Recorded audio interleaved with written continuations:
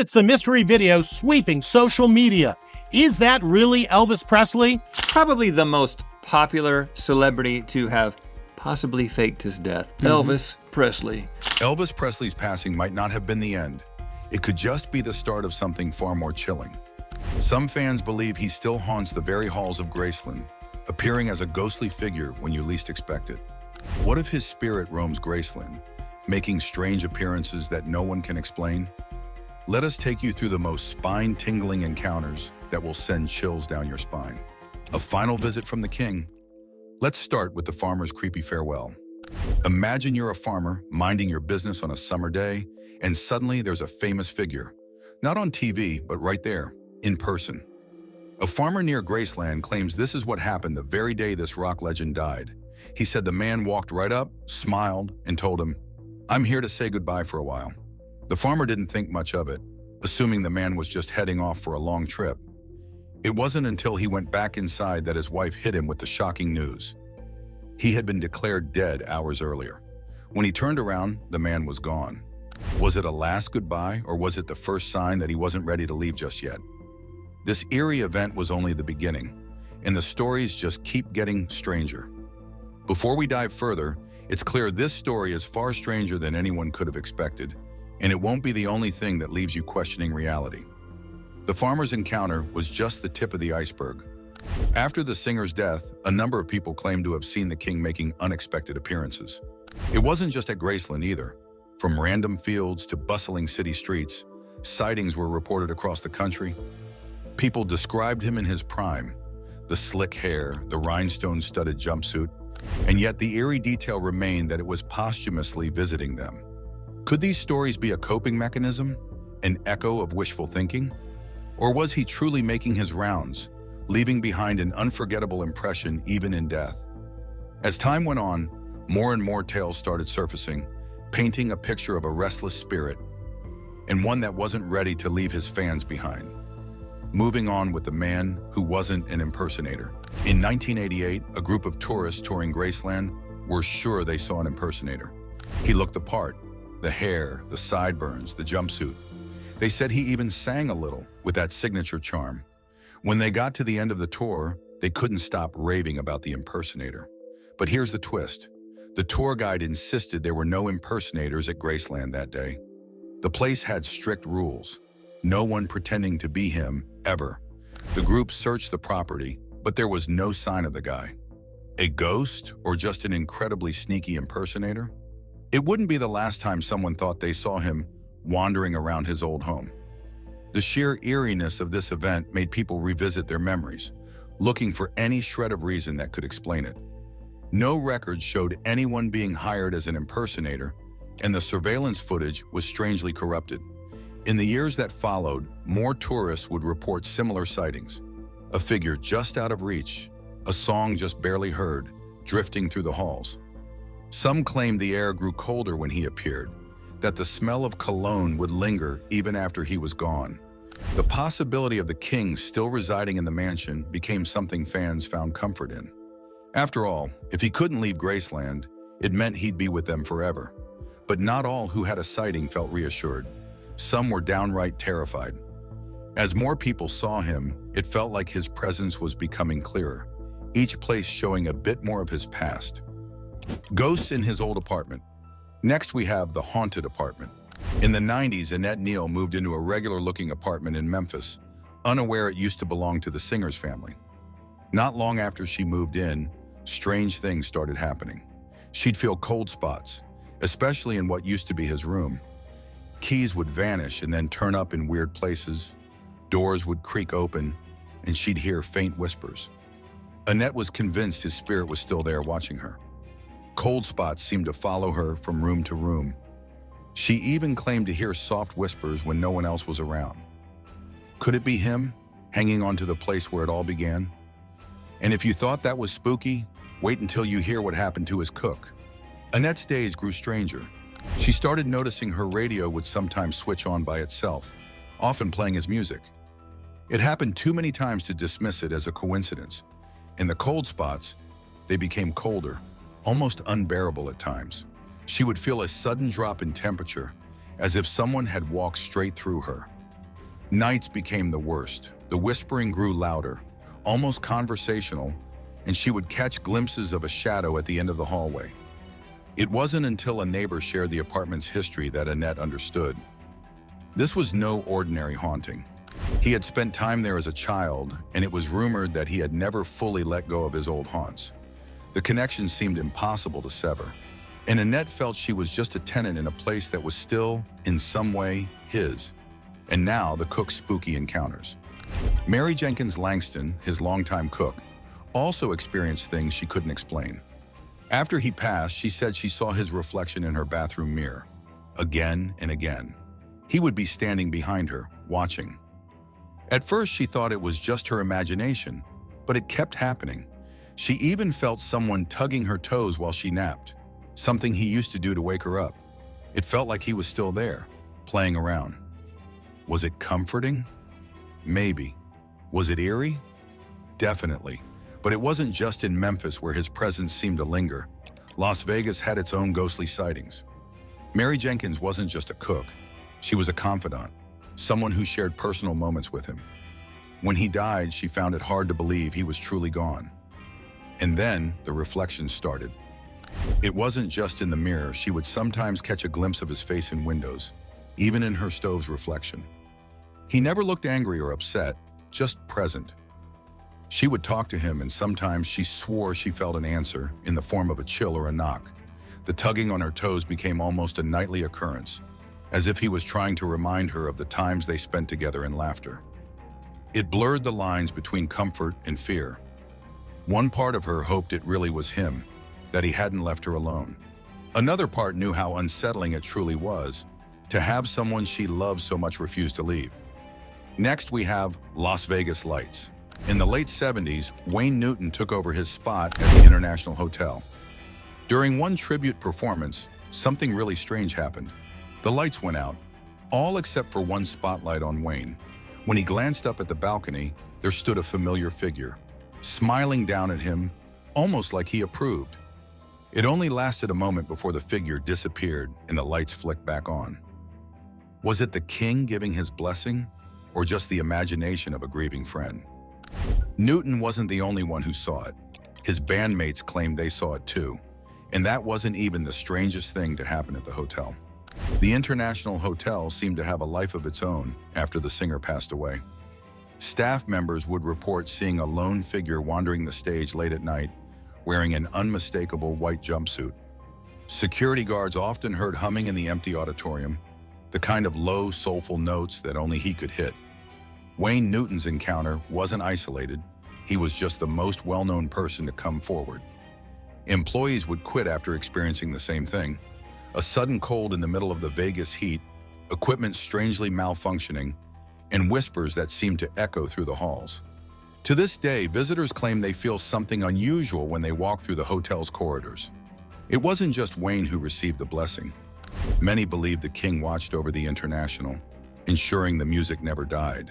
With each new story, it seemed like he wasn't ready to leave, leaving little traces of himself in surprising ways. The king's presence remains. Another notable incident was the locked penthouse. In 2022, a film crew went to the penthouse at the Westgate Hotel, where he had stayed for years. They planned to film a documentary, but things got weird before they even got inside. The door was locked from the inside, deadbolt and all. Maintenance had to break in, and once they were in, batteries started draining for no reason, like something didn't want them there.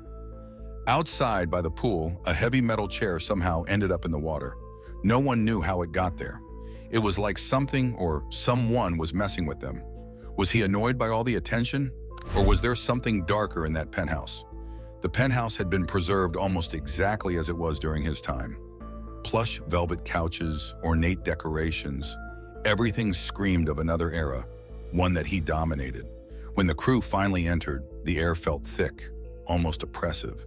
It was as if the very walls held onto memories, refusing to let go.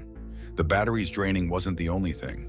Their cameras struggled to focus, as if an invisible hand was moving the lenses. Several crew members felt sharp, cold breezes in rooms where windows were sealed shut.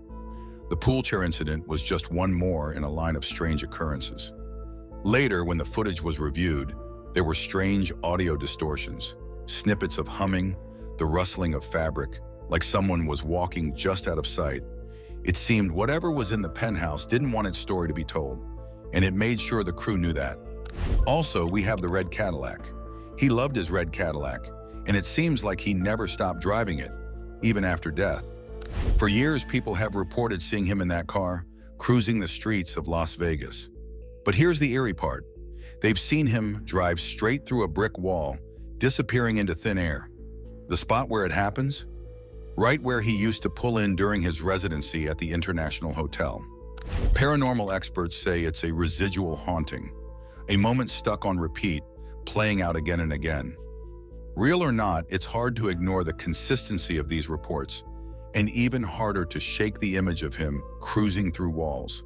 The red Cadillac was a symbol of his freedom, his success, and his flamboyant lifestyle. It wasn't surprising that people associated it with his spirit. What was surprising was the sheer number of sightings over the years. Drivers would slam on their brakes, swearing they saw a car that shouldn't have been there, one that vanished before their eyes. Some reported seeing him behind the wheel, dressed in his signature sunglasses and jumpsuit, cruising as if nothing had changed. Skeptics tried to dismiss it, saying it was just fans imagining things. But when different people, over decades, describe the same thing, it becomes harder to simply write it off. The red Cadillac, cruising through the night, became a symbol of the king's enduring legacy, a reminder that he might still be taking joyrides through his old stomping grounds. Next, the footsteps at Graceland. Graceland's been quiet since he passed, but not always. His stepbrother, Billy Stanley, once heard footsteps upstairs while watching TV with Vernon. The upstairs was supposed to be off limits after he died. When Billy asked Vernon if he heard it too, Vernon brushed it off. But the footsteps kept going, pacing back and forth. Billy said it felt like someone was still up there, and it reminded him of something he had once said. He believed the footsteps belonged to his mother, Gladys, watching over him. Maybe she's still watching over Graceland, and maybe he is too. But this wasn't the only eerie thing to happen at Graceland. The next story is even stranger. The footsteps weren't just heard by Billy. Over the years, other visitors and staff members have reported hearing the same thing. Soft, deliberate steps, as if someone was pacing, lost in thought. One night, a security guard was patrolling the grounds when he heard it, the unmistakable creaking of floorboards above him. He was sure the house was empty. With a flashlight in hand, he went upstairs, only to find nothing. The air was thick, and he couldn't shake the feeling of being watched. Some believe it's Gladys, others think it's him, restless in the home he cherished so deeply. Whoever it was, the footsteps were a reminder that Graceland wasn't just a tourist attraction. It was still someone's home, and that someone wasn't ready to leave just yet. As more stories came to light, it became clear these moments weren't random. They felt like he was being drawn back. Lights that changed overnight. Let's not forget about the blue lights. Every year, fans come together at Graceland to celebrate his birthday. It's a beloved tradition, complete with blue lights decorating the driveway. But something strange happened in 2022 during the birthday festivities. The blue lights inexplicably turned white. Nobody could figure out why. By the following day, the lights were back to blue, as if nothing unusual had occurred. Was this a simple technical glitch, or was he somehow sending a signal from beyond? Some fans are convinced it was the king himself, making his presence known and reminding everyone that he's still around, keeping an eye on things. The timing seemed too perfect, aligning just before another significant event related to him. Yet this peculiar change in lighting was not the only odd event to happen at Graceland. The next incident is even more baffling. The blue lights at Graceland have always been more than just decorations. They are a symbol of his enduring presence. On the evening of the change, as the lights flickered from blue to white, the atmosphere was charged with an unexpected energy. Attendees were visibly moved. Some even said they felt a comforting presence, as though he himself was walking amongst them, changing the lights to communicate. The phenomenon didn't last long, and soon the lights reverted to their usual blue, but the impact of the moment lingered. Fans took to social media to share their experiences, debating the significance of the light's brief transformation. Many felt it was him joining in the celebration, a reassuring nod from the past that he was still with them in spirit. Others speculated it could be a sign pointing to deeper meanings, possibly related to upcoming events in his posthumous life. The incident with the lights sparked widespread discussion and brought even more people to Graceland in the days that followed. Visitors shared their personal stories and theories about his presence, some bringing flowers, others playing his music beside the now famous driveway. The blue lights, now restored, continued to shine each night, casting a mystical glow over the property, enhancing the sense of something extraordinary lingering in the air. This experience became a new chapter in the lore of Graceland, a tale to be told alongside other unexplained occurrences that fans swear affirm the king's everlasting watch over his beloved home. Whether seen as a sign of comfort, a moment of spiritual connection, or a curious anomaly, the changing lights of Graceland reinforce the legend of his timeless influence and the deep personal connection he still maintains with his fans from beyond the grave. Also, we have the misty figure. In 2022, during a lively event at Graceland, someone snapped a photo near the entrance gates. The picture seemed normal at first glance, but a closer inspection revealed something eerie, a misty figure near the gate that looked like a ghostly shadow. This unexpected sight caused quite a stir, with many people thinking it resembled Elvis, keeping an eye on the event. The image quickly became popular online, prompting both fans and skeptics to speculate whether Elvis had made a surprise visit. Was it actually him, or just a trick of the light? Regardless of the reason, it's hard to overlook the unusual occurrences that always seem to happen at Graceland, hinting that perhaps Elvis never really left. The figure in the photo was distinct and well-defined. Many viewers believed they could see the outline of a man, with his hairstyle just like Elvis's famous look and a posture that screamed confidence. It appeared to be standing by the gate as if it were guarding the place. The photographer didn't notice anything strange when taking the picture. It was only later, when looking back at the photos, that they spotted the figure. The photos spread like wildfire, igniting debates and various theories. Some fans felt this was Elvis's way of showing gratitude to those who continue to celebrate his legacy. Others viewed it as a protective gesture, signaling that Graceland was still his domain. No matter the interpretation, the misty figure added another layer to the already rich legend of Elvis's continued presence after death. As the photos circulated further, it drew in more people, turning the image into a hot topic of discussion. Enthusiasts and curious onlookers pored over details, enhancing the photo, trying to glean more information. Did the figure have Elvis's classic features, or was it merely a coincidental formation of mist? Every zoom-in seemed to reveal more hints that stirred excitement and awe. Could Elvis's ghostly presence just be overactive imaginations? Or is there something more haunting going on? Tell us your thoughts, and don't forget to like and subscribe for more spine-chilling tales.